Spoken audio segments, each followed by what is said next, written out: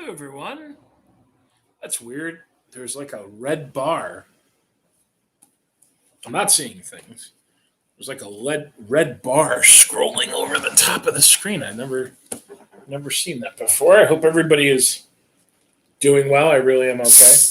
Um, Kind of crazy day out there in America today. Not gonna lie. We'll get to that later. But I want to get some good reading done. I'm not gonna lie. I even thought about not doing the news tonight because I think things are just a little kooky. But we're going to do a quick rundown. I guess I just don't want to get too hung up on it. So, most importantly, though, let's do some reading. So, our book, I really, I get during the day and I'm kind of like, maybe I could read one chapter.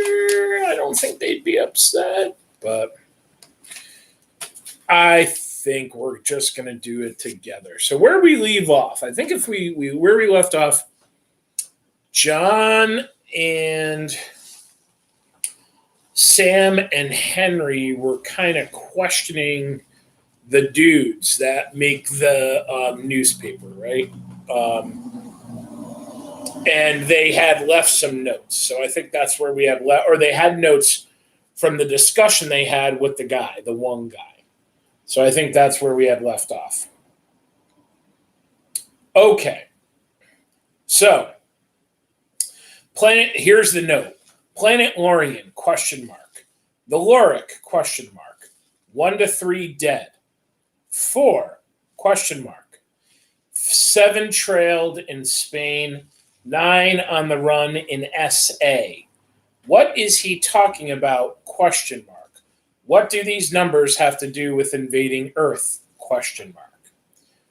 Why is there a question mark after number 4, I ask? Because he said something about it, but he talked too fast and I didn't get it. You've got to be kidding me. His head shaking again, and I sigh. Just my luck, I think. The one thing said about me is the one thing that wasn't written. What does SA mean, I asked? South America. Why did did he say where in South America? No. I nod. I stare down at the slip of paper. I wish I could have heard the conversation, that I could have asked questions of my own. Do the Magadorians really know where 7 is? Oh, excuse me. Oh, it's too early for a yawn. Are they really following him or her? If so, the Lorik charm still holds. I fold the sticky notes, then slip it back into my pocket. Do you know what the numbers mean, he asks, and I shake my head. I have no idea. I don't believe you, he says. Shut up, Sam says, and he pokes him in the gut with the heavy end of the bat. Is there anything else you can tell me, I ask. He thinks for a moment, then says, I think bright light bothers them. It seemed to cause them pain when they took their sunglasses off. Ugh. We hear a noise from downstairs, like someone trying to slowly open the door. We look at each other, and I look at the man in the chair. Who is that? I quietly say. Them. What? They said they'd be watching, that they know somebody might be coming. We hear quiet footsteps on the first floor. Henri and Sam look at each other, both terrified. Why didn't you tell us? They said they'd kill me and my family. I run to the window and I look out the back. We're on the second floor and it's 20-foot drop to the ground. There's a fence around the yard, 8 feet of wooden slabs. I move quickly back to the stairs and I peer down. I see 3 huge figures in long black trench coats, black hats, and sunglasses. They're carrying long, gleaming swords. There's no way we're going to make it down the stairs. My legacies are growing stronger, but they aren't strong enough to take on 3 Magadorians. The only way out is to climb through one of the windows or over the small porch at the front of the room. The windows are smaller, but the backyard will allow us to escape unseen. If we go out the front, we will most likely be visible. I hear noise coming from the basement and the Magadorians talking to each other in an ugly guttural language. Two of them move towards the basement while the third starts walking up the stairs that leads to us. I have a second or two to act. The windows still break if we go through them. Our only chance is the doors leading to the second floor porch. I open them using telekinesis. It's black outside. I hear footsteps coming up the stairs. I pull Sam and Henry over to me, and I throw each of them over my shoulders like sacks of potatoes. What are you doing? Whispers Henry. I have no idea, I say, but I hope that it works. Just as I see the top of the first Magadorian's hat, I sprint towards the door, and right before the edge of the porch, I jump. We go flying into the night sky. For 2 or 3 seconds, we're floating. I see cars moving down the street beneath us. I see people on the sidewalk.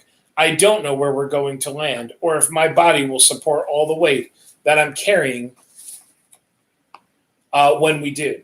When we hit the roof of the house across the street, I collapse, with Sam and Henry on top of me. I get my breath knocked out of me, and it feels like my legs are broken. Sam starts to stand, but Henry keeps him down. He drags me to the far end of the roof, and I ask if I can use my telekinesis to get him and Sam to the ground. I can, and I do.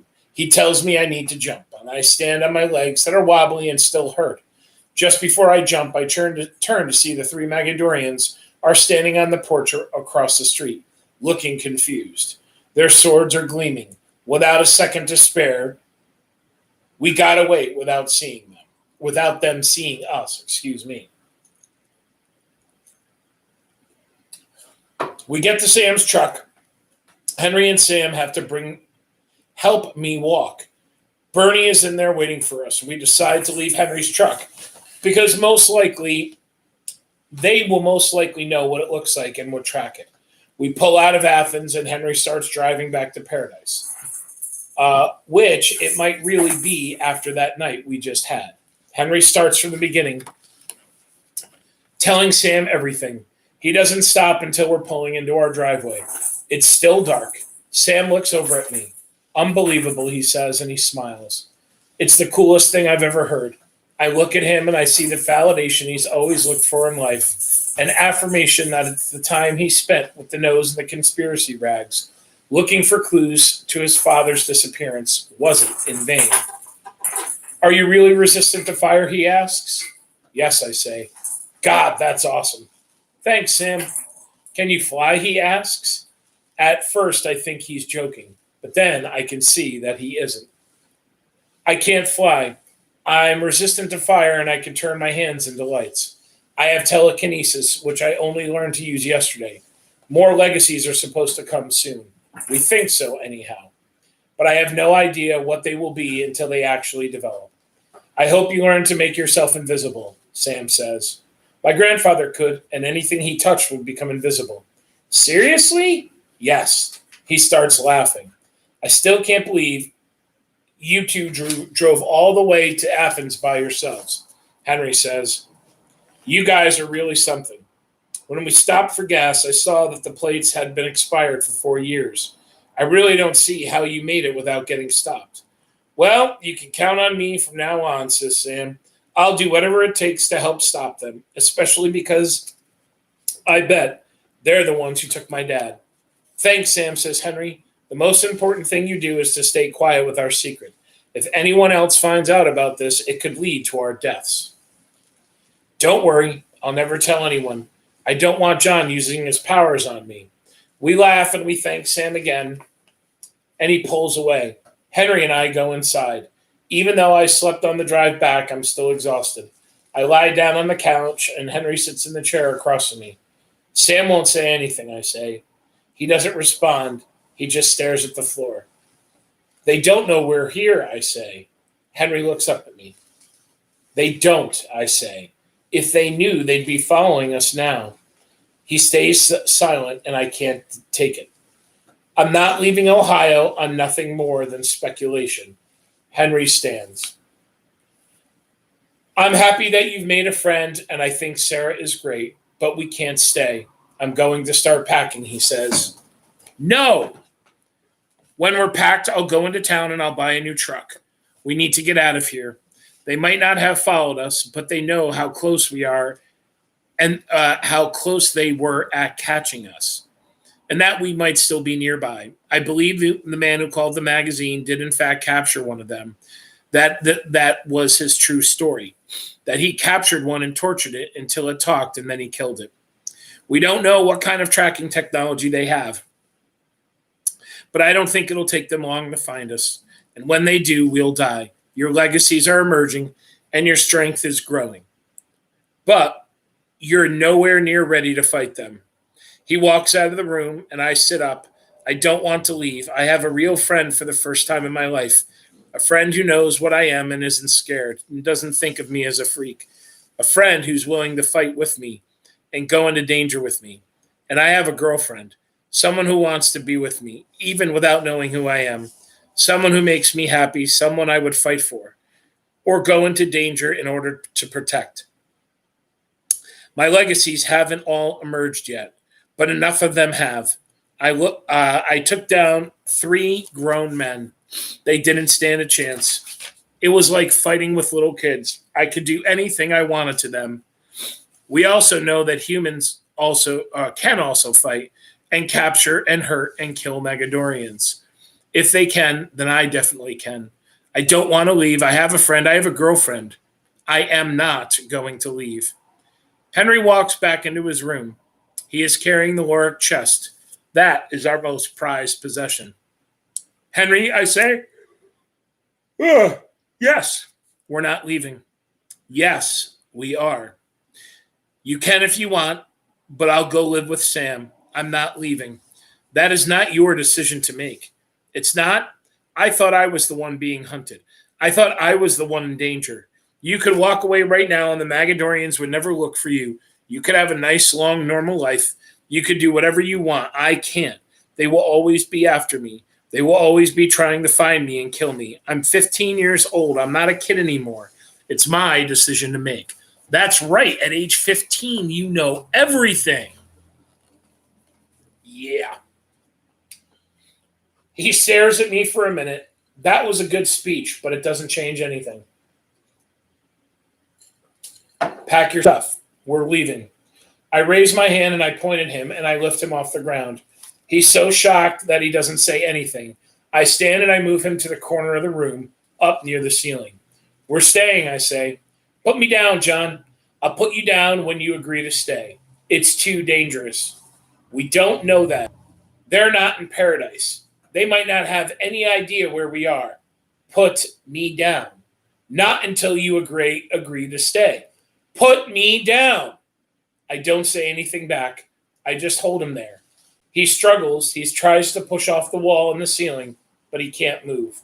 My power holds him in place, and I feel strong doing it. Stronger than I've ever felt in my life. I am not leaving. I am not running. I love my life in paradise. I love my real friends. I love my girlfriend. I'm ready to fight fight for what I love. Be it with the Magadorians or be it with Henri. You know you're not coming down until I bring you down. You're acting like a child. No, I'm acting like someone who is starting to realize who he is and what he can do. And you're really going to keep me up here until I fall asleep or get tired, but I'll just do it again once I get some rest. Fine, we can stay with certain conditions. What? Put me down and we'll talk about it. I lower him and I set him on the floor. He hugs me. I'm surprised. I expected him to be pissed. He lets go of me and we sit down on the couch. I'm proud of how far you've come. I've spent many years waiting and preparing for these things to happen, your legacies to arrive. You know my entire life is devoted to keeping you safe and making you strong. I would never forgive myself if something happened to you, if you died on my watch. I'm not sure how I would go on. In time, the Magadorians will catch up to us. I want to be ready for them when they come. I don't think you are yet, even though you do.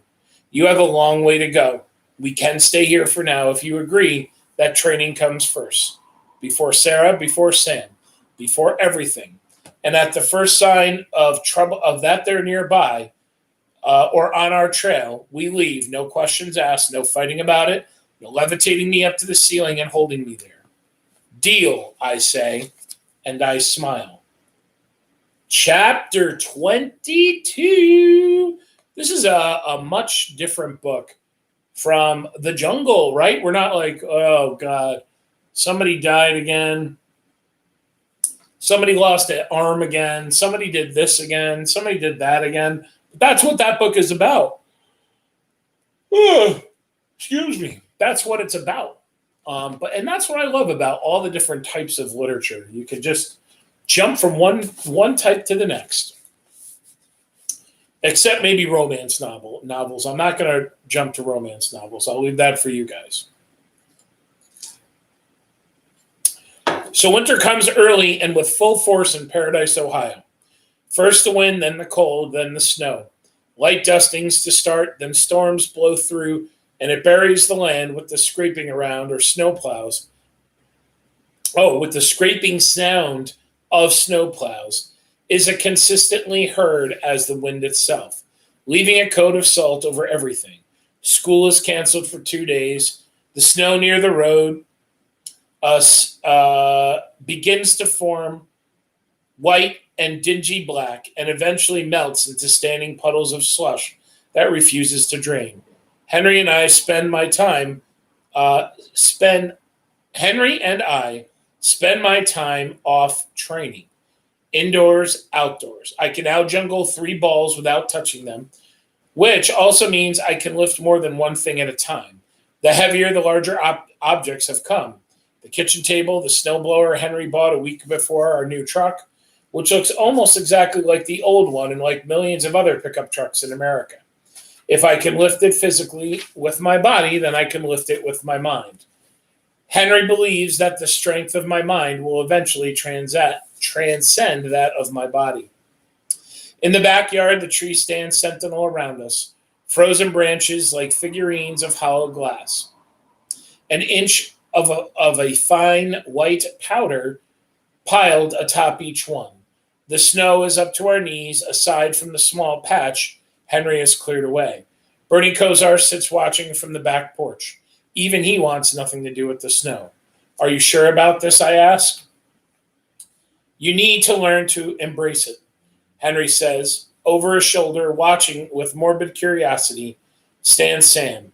It is his first time watching me train. How long will this burn, I ask. I don't know.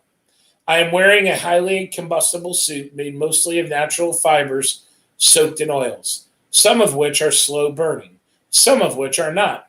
I want to set it on fire just to be rid of the smells that are making my eyes water. I take a deep breath. Are you ready, he asks. As ready as I'll ever be. Don't breathe. You're not immune to smoke or fumes, and your internal organs will burn. This seems foolish to me, I say. It's part of your training, grace under pressure. You need to learn to multitask while consumed in flames. But why? Because when battle comes, you're going to be greatly outnumbered. Fire will be one of your great allies in the war. You will learn to fight without burning, while burning. Ugh. If you get in trouble, jump in the snow and start rolling. I look at Sam, who has a big grin spread across his face. He is holding a red fire extinguisher in his hands, just in case it's needed. I know, I say. Everyone is silent while Henri messes with the matches. You look like Sasquatch wearing that suit, Sam says. Eat it, Sam, I say.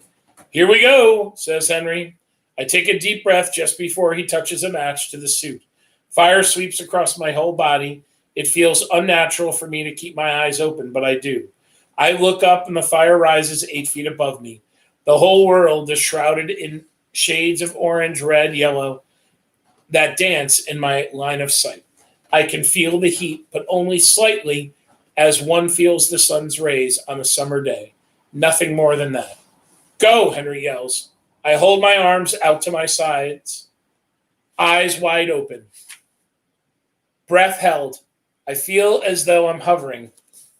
I enter the deep snow, and it begins to sizzle and melt underfoot, a slight steam rising while I walk. I reach my right hand forward, and I lift a cinder block, which feels heavier than normal. Is it because I'm not breathing? Is it the stress of the fire? Don't waste time, Henri yells. I hurl the block as hard as I can against the dead tree 50 feet away. The force causes it to smash into a million little pieces, leaving an indentation into the wood. Then I raise 3 tennis balls soaked in gasoline. I juggle them in midair, one over the other, and I bring them in towards my body. They catch fire. And still I juggle them. And while doing so, I lift a log. Thin broomstick. I lift a long, thin broomstick. I close my eyes. My body is warm. I wonder if I'm sweating.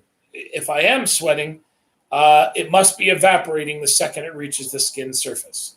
I grip my teeth and I open my eyes. I thrust my body forward and direct all my powers into the stick's very core. It explodes, splintering into small bits. I don't let any of them fall to the ground. Whoa. Instead, I keep them suspended, collectively looking like a cloud of dust hovering in midair. I pull them to me and I let them burn. The wood pops through the flicker and hum of the flames. I force them back together into a tightly compact spear of fire that looks as though it has sprung straight from the depths of hell. Wow. Perfect, Henri yells. 1 minute has passed, and my lungs begin to burn from the fire. From my breath still held. I put everything that I am into the spear, and I hurl it so hard that it speeds through the air like a bullet, and it hits the tree. Hundreds of tiny fires spread throughout the vicinity, and are extinguished almost instantly. I had hoped the dead wood would catch fire, but it does not. I've also dropped the tennis balls. Oh, excuse me. They sizzle in the snow 5 feet away from me. Forget the balls, Henri says. The tree, get the tree. The dead wood looks ghastly with its arthritic limbs silhouetted against the world of white beyond it. I close my eyes. I can't hold my breath much longer. Frustration and anger begins to form, fueled by the fire and the discomfort of the suit and the tasks that are left undone. I focus on the large branch coming off the tree's trunk, and I try to break that branch away, but it won't come. I grip my teeth and furrow my brows, and finally a loud snap rings through the air like a shotgun blast, and the branch comes sailing towards me. I catch it in my hands, and I hold it straight above me. Let it burn, I think. It must be 20 feet long.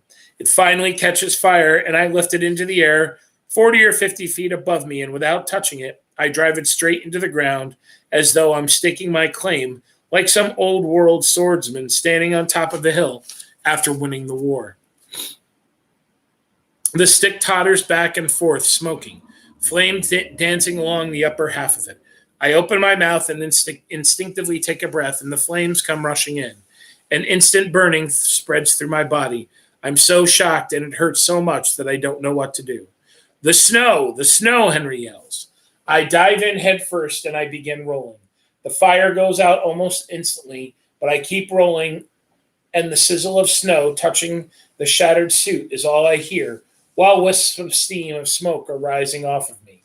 Then Sam finally pulls the clip from the extinguisher and unloads with a thick powder that makes it even harder to breathe. No, I yell. He stops. I lie there trying to catch my breath, but each inhalation brings about a pain in my lungs that reverberates throughout my body. Damn, John, you weren't supposed to breathe, Henri says, standing over me. I couldn't help it. Are you okay? Sam asks. My lungs are burning. Everything is burning, but slowly the world comes into focus. I lie there looking up into the low gray sky at the flakes of snow sifting sullenly down upon us. How did I do? Not bad for your first try. We're going to do it again, aren't we? In time, yes. That was wicked cool, Sam says. I sigh, then I take a breath. That sucked, I say. You did well for your first time, Henri says. You can't expect everything to come easily. I nod from the ground and I lie there a good minute or two. Then Henri extends a hand and he helps me up, bringing me about the end of training for bringing about the end of training for the day. Excuse me. I wake in the middle of the night. 2 days later, 2:57 on the clock. I can hear Henri working at the kitchen table. I crawl out of bed and I walk to the room. He is hunched over a document, wearing bifocals and holding some sort of stamp with a pair of tweezers. He looks at me. What are you doing? I ask. Creating forms. For what? I got to thinking about you and Sam driving down to get me. I think it's foolish of us to keep using our real age when we can just as easily change it according to our needs. I picked up a birth certificate that has already been finished. The name written on it is James Hughes. The date of birth would make you a year older. I'd be 16 and able to drive. Then I bend over and I look at the one he is in the process of creating. The name listed is Joby Frey, age 18, a legal adult.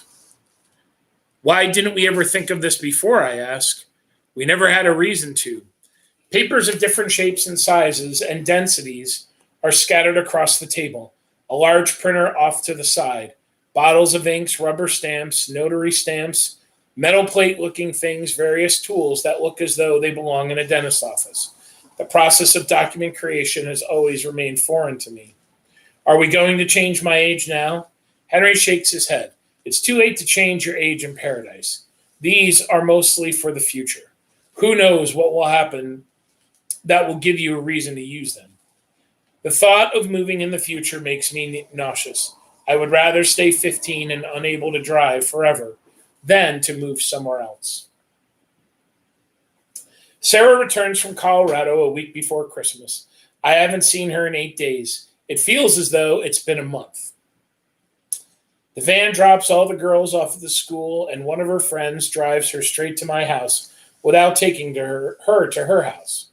When I hear the tires come up the drive, I meet her with a hug and a kiss, and I lift her off the ground and I twirl her in the air. She has just been in a plane and a car, and for 10 hours she is wearing sweatpants and no makeup with her hair pulled into a ponytail, and yet she is the most beautiful girl I have ever seen, and I don't want to let go of her. We stare into each other's eyes beneath the moonlight, and all either of us do is smile. Did you miss me? She asks. Every second of every day. She kisses the top of my nose. I missed you too. So do the animals have a shelter again, I ask? Oh, John, it was amazing. Amazing. I wish you could have been there. There were probably 30 people helping out at all times around the clock. The building went up so fast. It's so much nicer than it was before. We built this cat tree in one of the corners, and I swear the whole time we were there, those cats were playing on it. I smile. It sounds great. I wish I could have been there too. I take her bag and we walk into the house together. Where's Henri? She asks. Grocery shopping. He left about 10 minutes ago. She walks through the living room and she drops her coat on the back of the chair on her way into my bedroom. She sits on the edge of my bed and she kicks her shoes off. What should we do? She asks. I stand there watching her. She is wearing a red hooded sweatshirt with a zipper down in the front. It is only halfway zipped, and she smiles and looks at me through the tops of her eyes. Come here, she says, and she holds out her hands to me. I walk to her and she takes my hands in hers. She looks up at me and squints her eyes from the light shining overhead. I snap my fingers with my free hand and the lights turn off. How did you do that? Magic, I say. I sit beside her and she tucks a few loose strands of her hair behind her ear. Then she leans over and kisses me on the cheek. She then cups my chin and pulls my head to her and kisses me again, softly and delicately. My whole body tingles in response and she pulls away, her hand still on my cheek. She traces my brow with her thumb. I really did miss you, she says. Me too. A silence passes between us and Sarah bites her lower lip. I couldn't wait to get here, she says. The whole time I was in Colorado, you were all I could think of. Even when playing with the animals, I was wishing you were there with me, playing with them too.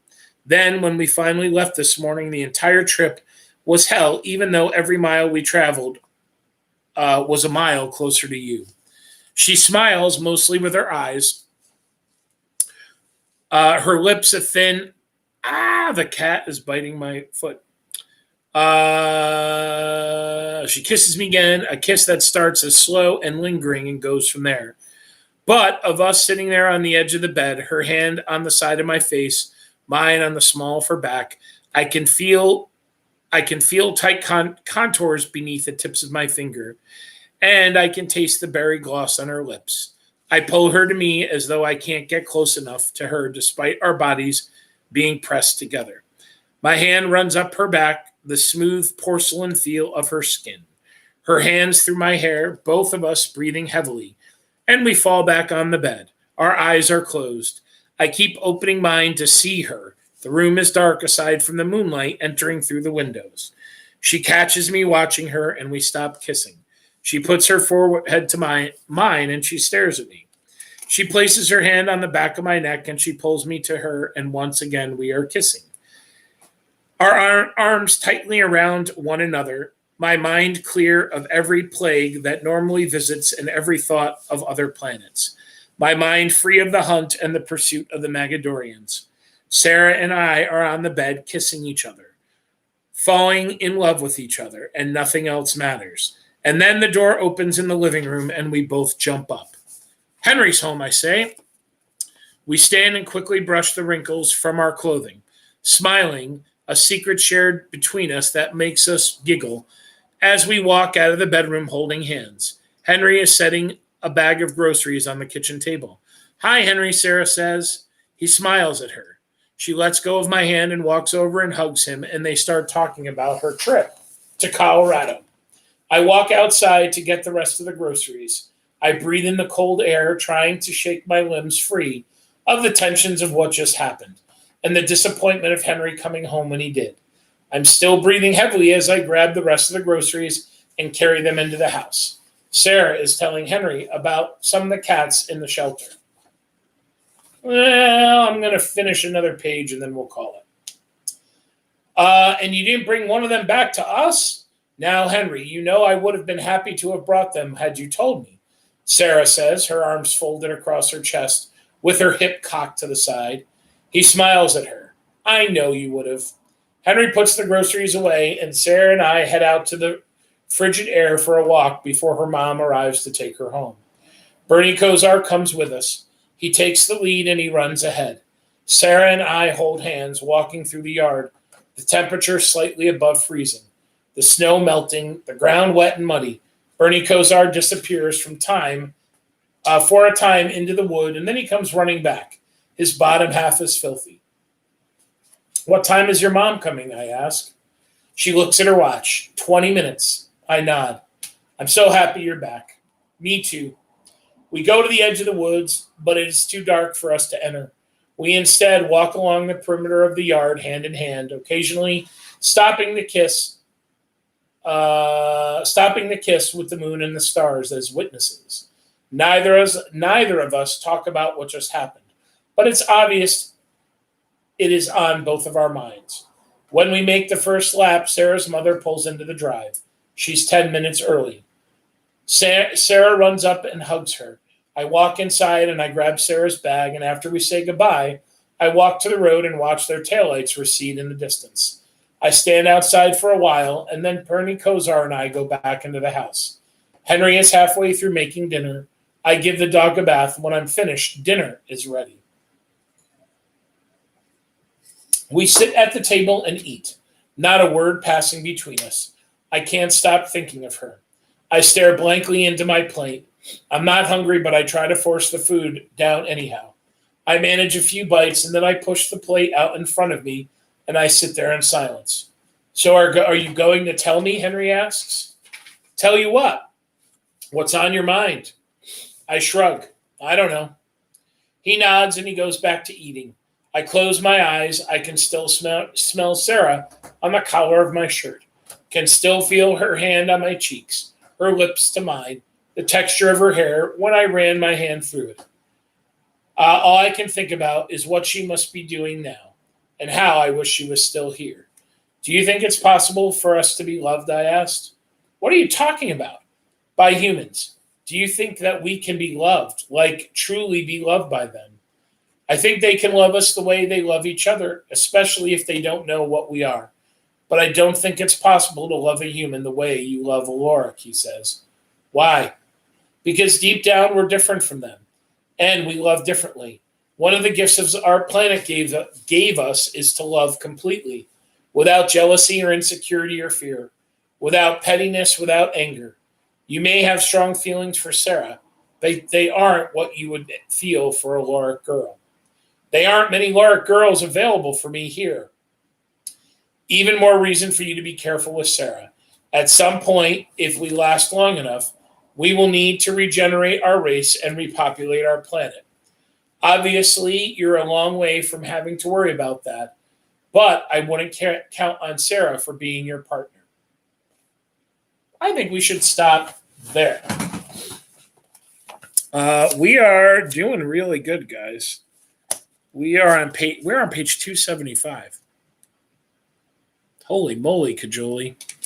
We're doing good. The book is oh geez. We have a page in this chapter.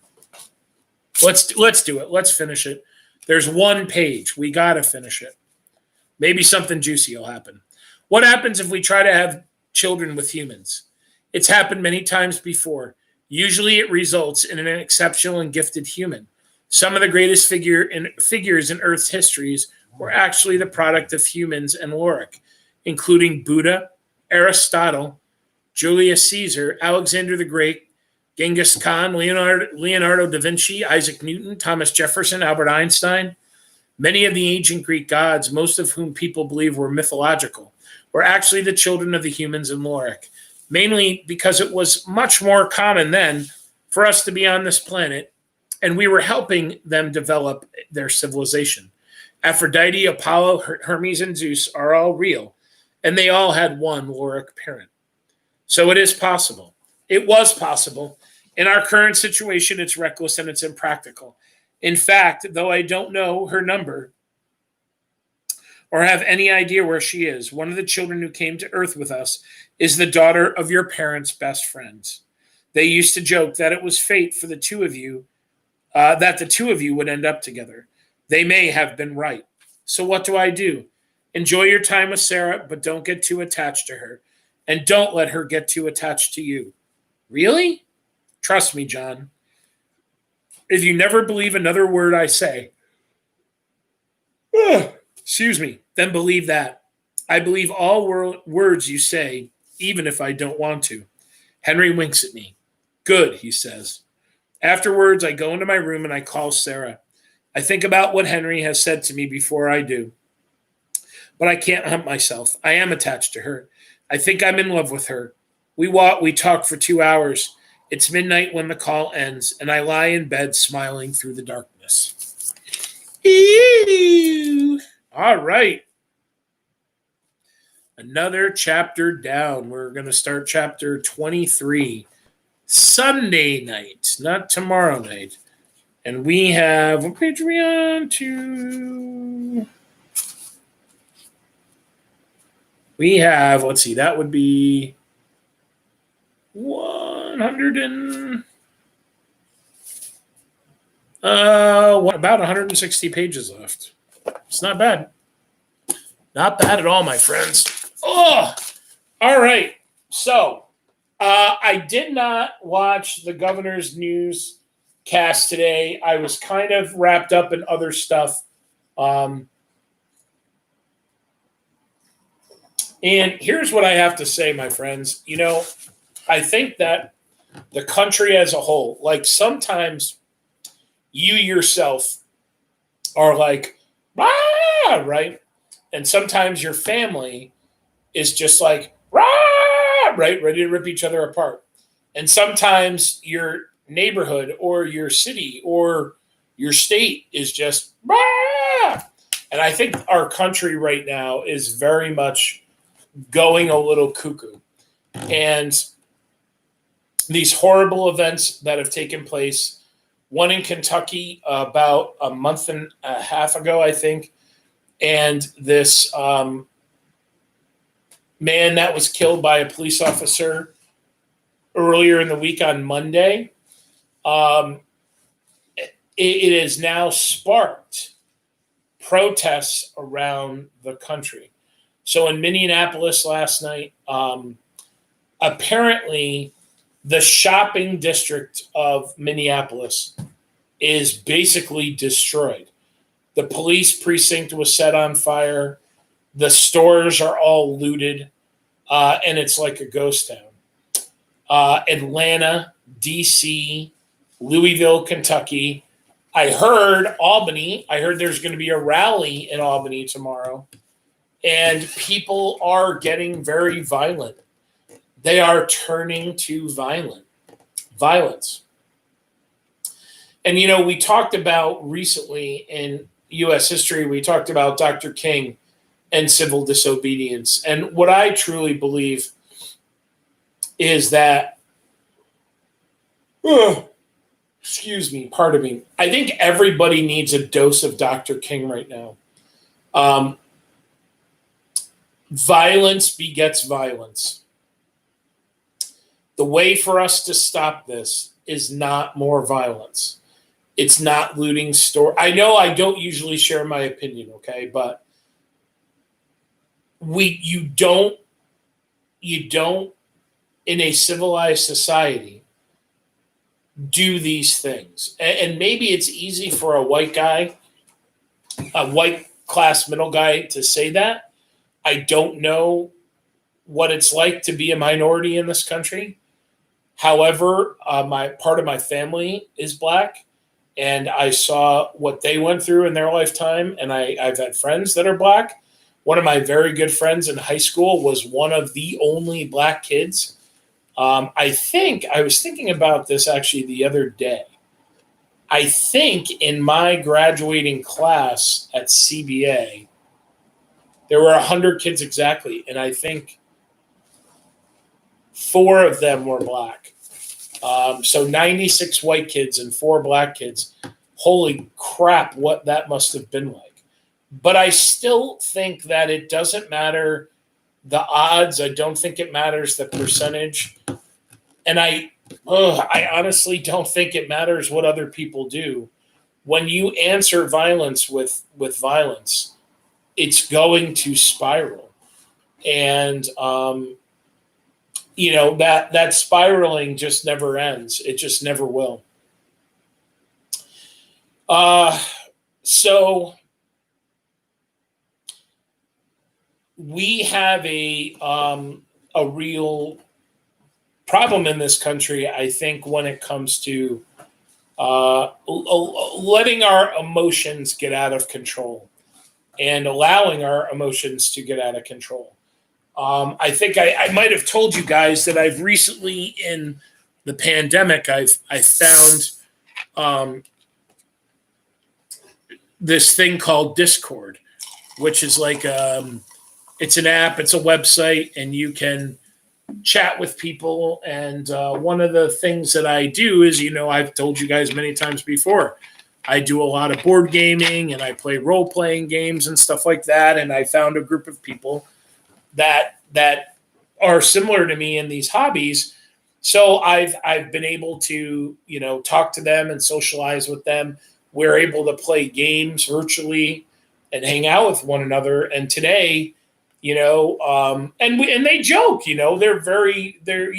call me the Yank, and, we just tease each other. There's a guy from the Netherlands, and, I call him Dutchy. It just, we're just having fun with one another. And today, before we met to play this game a little while before I came online,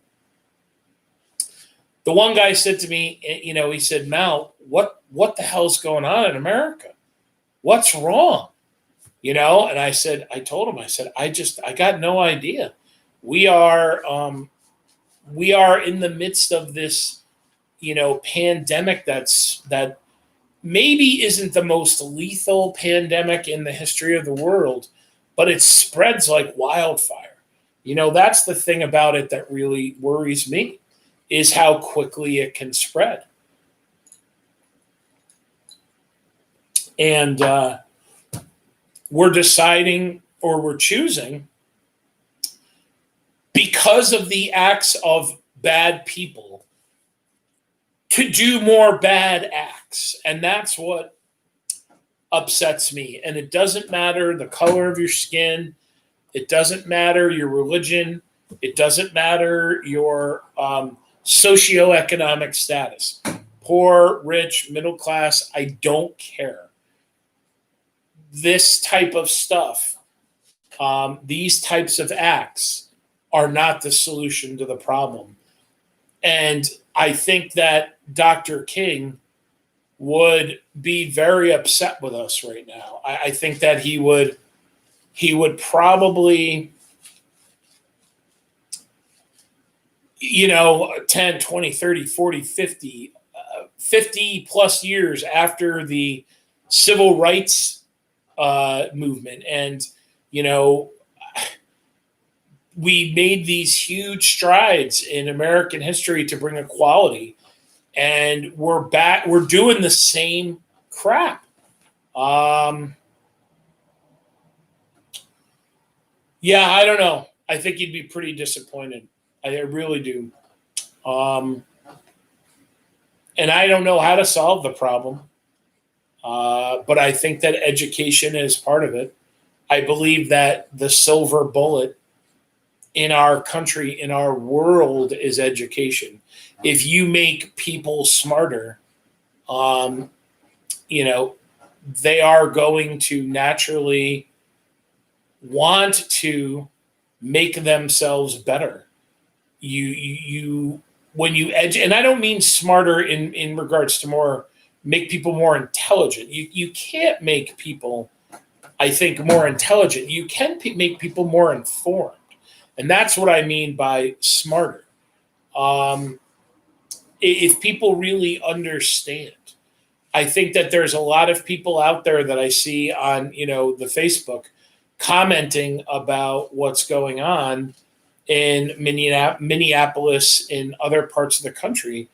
And, I say, what the heck do you people know about what they're going through? And I don't either.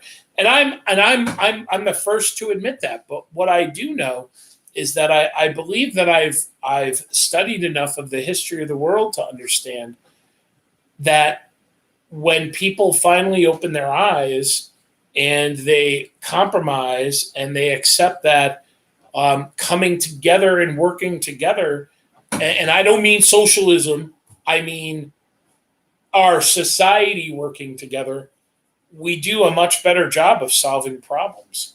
So I think it's just a little disheartening what's happening right now, to me at least.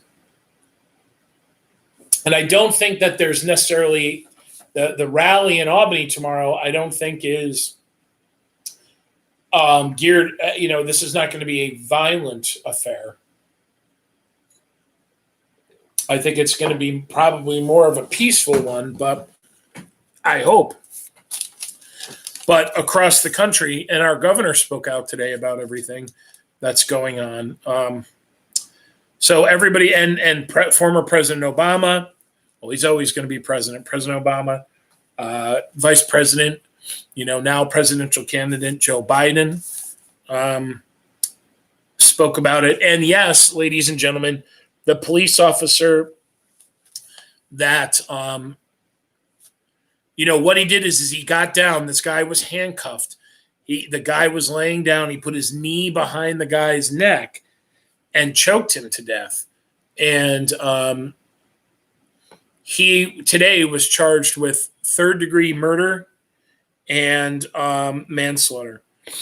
And I don't know if the other three police officers that were fired, I don't know if they are also going to be charged, but, they've all lost their jobs. And like I said, the shopping district in Minneapolis was destroyed. The stores are been vandalized and looted. And, how does that, someone is arrested. They are restrained and they die. and they were wrongfully restrained, right? They were restrained improperly. How does stealing and destroying someone else's business, how does that correct the wrong that's been done? That's what I don't understand. Now hundreds of businesses have been destroyed, on top of all the heartache that a lot of these businesses were already going through. So I don't know how does that make that wrong right? I don't see how. Okay. So what else do we have? Well, apparently, the Mohawk Valley and the North Country have now been officially given the red light for phase 2. So phase 2 is moving forward in a good part of of upstate New York. New York City is set on June 8th to start phase 1 and begin their slow reopening.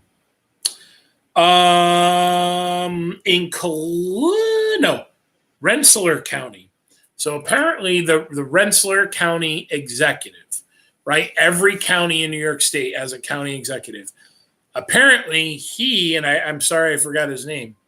He has now violated Governor Cuomo's order in regards to phasing. And he has said, I officially declare Rensselaer County, which if you go across the river, right, here's Albany County, you go across the Hudson River, there's Rensselaer County. He's now saying businesses, go ahead, we're open, go for it. So what I also read today was that Columbia County, which is the county to the south of Rensselaer County, the state police are coming in. They came in and they closed down a distillery. I'm not going to say the name of the business. You can go look that up. But they continued to serve. They continued to serve people right in their distillery. Boom, done. Closed down. That's it.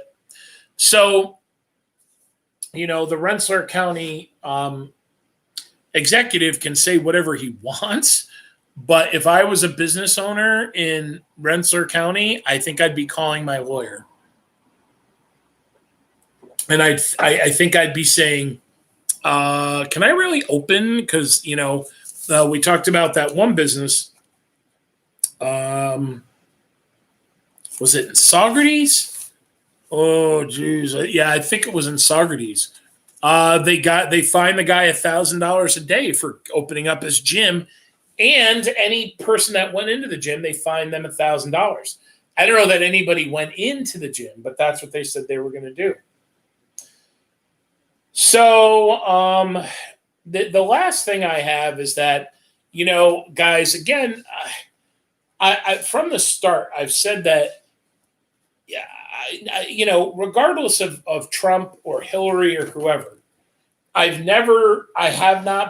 was not a big Hillary fan. I am not a big Trump fan. I personally think we need better candidates. We need better people to run for government. And, so now this whole thing with Twitter, apparently what did he put on Twitter?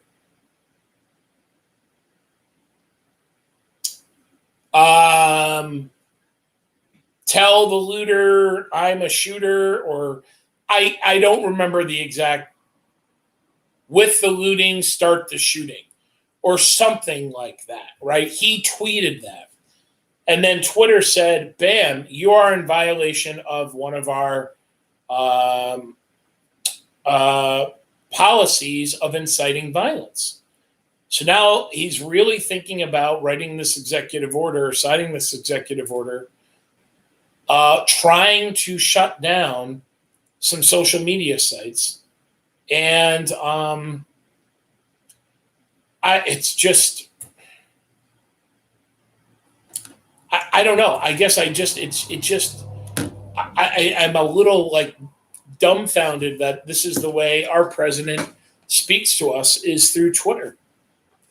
I'm not saying it makes him a bad person. I'm just not used to. I'm still, after almost 4 years, just bewildered by it. You're our leader, man. Talk to us. You don't need to use, 144 characters or whatever the heck Twitter is. All right. So, my friends, this day in history, I got quite a few good ones in this day in history. So, it's interesting about freedom of speech and limiting speech and all that good stuff. On this day in history, the first American newspaper was born in 1783. The Philadelphia Evening Post was born on this day, 1783. So kind of interesting that, 210, 20, 37 years later, 237 years later, we're still, one newspaper is born to express part of speech and the freedom of the press, and now today we're maybe shutting it down. I don't know. On this day in 1848, Wisconsin as a state, or Wisconsin is admitted to a state to the Union. Now, this is a weird one, and I just thought it was weird, so I threw it on here. In 1884, the first brassiere was invented. Who knew? On this day in 1942, Jews in occupied Paris. So Paris had been captured for quite some time by the Germans, and they are now forced to wear yellow stars on their clothing. On this day in 1953, Edmund Hillary and Tenzing Norgay, I think it's Norgay, are the first two people ever believed to survive and to climb Mount Everest. On this day in 1971, Mariner 9 is the first satellite. It's launched. It's the first satellite sent to orbit Mars and take pictures of Mars. And on this day in 2005, Danica Patrick becomes the first woman to lead the Indianapolis or the Indy 500. So I don't know that that's the biggest victory in regards to the women's rights movement in our country. But nonetheless, it is a moment in women's rights. So, guys, it's a nutty time, and it seems like it's getting a little nuttier, and it seems like we've really, as a country, just kind of totally lost patience, and we need to find it, and I hope we find it quick. And I want you to remember that when, your mom is driving you crazy, or your dad is driving you crazy, or your sister is driving you crazy, your brother, whomever it is driving you crazy. Remember that patience is going to win out, but patience is hard. You think about why do people find it easier, or why do people find it naturally that they should gravitate to hate instead of love? Well, it's very simple. Hate is easy. Love is hard. Love involves trust, right? Love involves a lot of different things, and hate doesn't. You just say, I just hate you. I hate you because who you are. And a lot of times I think people hate and they don't even really have a good reason. They just hate, and it's easier. And right now life is not about doing the easy thing. Life is about doing the right thing. And right now we need to be patient and get through this together. Personally, that's what I feel. Anywho, I hope all is well. Keep running that marathon. Don't sprint. We'll get there. All this nuttiness that's happened, we'll get through it. I promise you, we will. And with that, I hope everybody has a nice Saturday, tomorrow, the boys and I are building a nice fire pit in the backyard. And tomorrow night, we're going to have our first fire out in the backyard, hopefully. And, there's nothing like sitting around a nice fire and relaxing and having a beer and playing some guitar and spending time with your friends, and your family. It's just a nice time. So I hope you guys have something nice that you do with your friends and family this weekend. And I'll see you back Sunday night. All right. I miss you guys, and I'll see you soon.